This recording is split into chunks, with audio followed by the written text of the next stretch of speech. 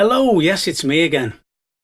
Well, I had hoped to be able to go out filming some local beauty spots, places of interest, etc., but the weather has had different ideas. Every time I've had a day off, it's been manky and wet and cold and wintry, and apparently every day next week it's going to be snowing. So instead, I thought I'd tell you a little story. And it's a true story, and it's a story of how Denbigh, came to have two names.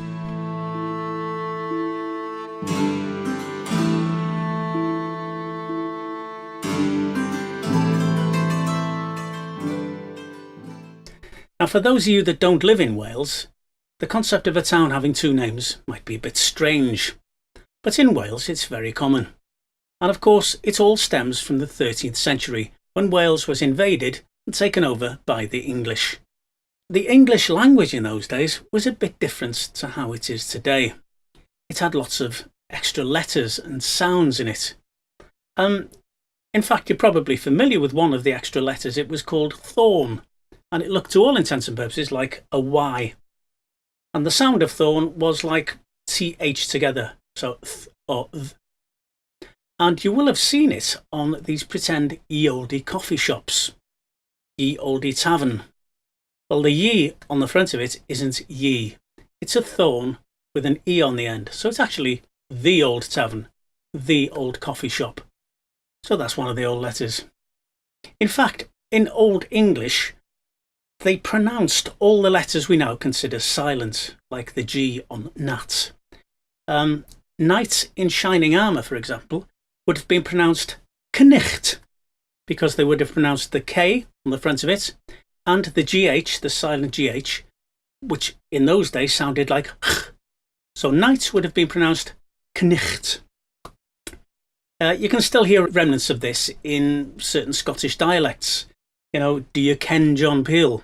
That's just know. Do you ken know John Peel, shortened. And that old Scottish phrase, a bright moonlit night tonight. It's a bricht moonlicht nicht te nicht. And that's how the GH sounded in 13th century English. And there's the clue as to where the name Denbigh came from. You see, when the invaders came in and the administrators took over, there were two kinds of administrators. There was the lazy type, who couldn't really care less. So they'd say, what's the name of this place? Urwyddgrig. What?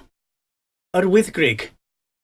No, we call it mould, right? From now on, this is called mould, all right? Everybody got that? So that was the lazy type of administrator. But there was another type of administrator that wanted to preserve the sound of the name. And all they wanted to do was make sure the English incomers pronounced it correctly. And to this end, they rewrote the name in medieval English. So if you read Denbigh now, D-E-N-B-I-G-H, which in those days sounded like ch, you will see that Denbigh, pronounced the way they would have spoken it in those days, would have sounded like Denbych, which is not a million miles away from its real name of Dinbych.